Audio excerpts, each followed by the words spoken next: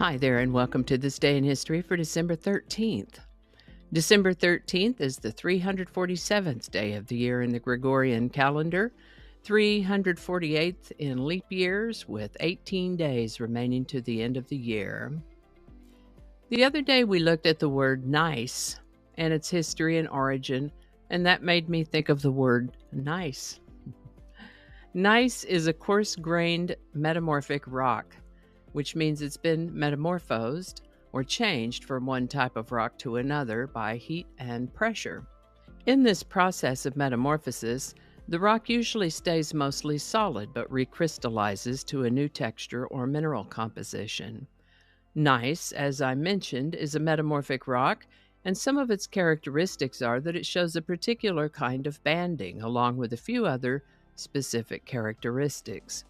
In gneiss, being a coarse-grained rock, mineral grains can be fairly easily seen with the unaided eye. Interestingly, even though these compositional layers are pretty obvious, gneiss isn't necessarily much for fracturing along these layers. Since gneiss is a metamorphosed form of rock, it might be further described by the predominant mineral contained in it, such as granite gneiss, diorite gneiss, garnet gneiss, and so on. Gneiss can be metamorphosed from rock that was originally igneous or from rock that was originally sedimentary, as gneiss simply describes a type of rock that became rearranged under heat and pressure. The word gneiss comes to us from an old High German word that meant spark. First known use of the word gneiss is in the 1750s. Nice.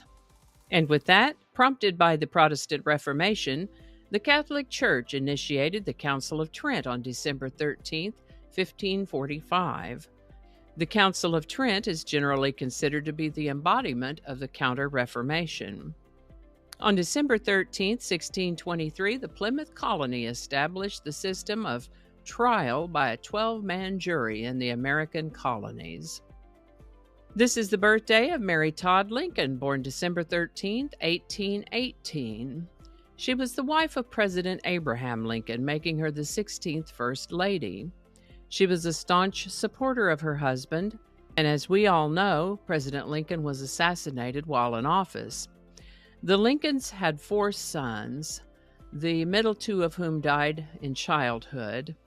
The youngest of the 4 died at the age of 18 with some sort of breathing problem, tuberculosis, pleurisy, pneumonia, something like that. The oldest son, Robert, was the only one of the Lincoln boys to outlive his parents. Mrs. Lincoln suffered from migraines and depression off and on most of her adult life and died in 1882 at the age of 63. This is the birthday of actor Van Heflin, born December 13, 1908, in Walters, Oklahoma. I learned right along with you all as I do the research for these episodes, and I learned that he went to class in high school in Oklahoma City, where my own dad went, and also went to OU, Oklahoma University, also where my dad went. Van Heflin acted in theater beginning in the 1920s, radio and film playing mostly character parts, and a string of parts as a leading man with a filmography dating from 1939.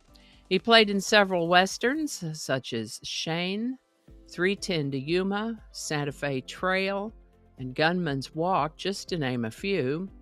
I count around 30 or so movie parts, over a dozen television parts, and several radio drama parts.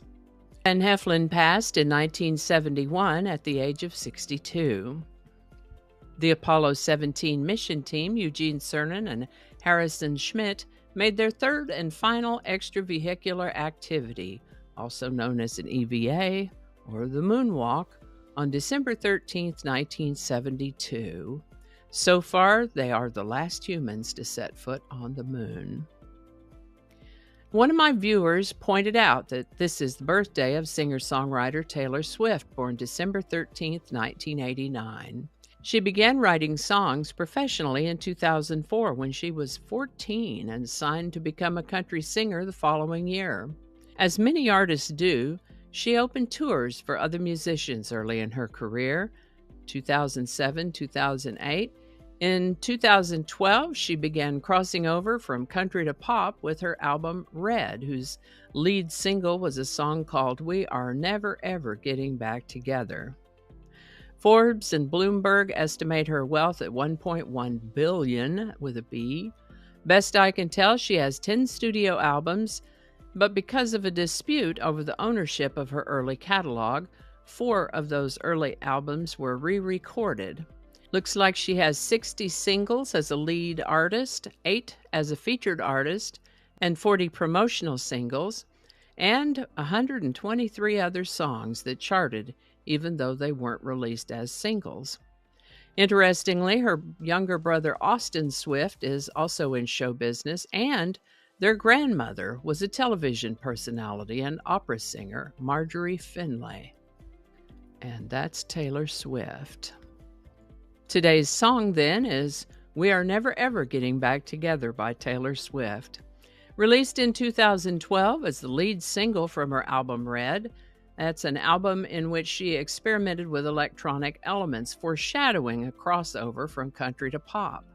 There's come to be sort of a meme around Taylor Swift that she writes songs about romances that didn't work out, and We Are Never Ever Getting Back Together appears to express annoyance at an old beau who wants to rekindle a relationship. It's said to have a catchy melody and radio-friendly sound, and while it became her first Billboard Hot 100 #1 record, some have said the lyrics were substandard to her usual songwriting abilities. I haven't listened to the radio or watched TV in ages, so if I've ever heard a song of hers, I don't know it, but I did listen to this one in preparation for today's video. We Are Never Ever Getting Back Together by Taylor Swift. Link in the description. And I think that's going to do it for us today. Thank you so much for watching. Consider subscribing if you haven't already. Feel free to share this video with a link in your email, messaging, or social media. If you enjoy this series, you can check out the playlist that contains these videos. I'll put a link to that in the description. That playlist lives on YouTube, so for other platforms, I'll include a link to my blog page. It's called No Really. You can also find me on Rumble, BitChute, and Odyssey. All those links in that description. Alrighty, that's all I can think of right now. Thanks again, and I'll see you next time.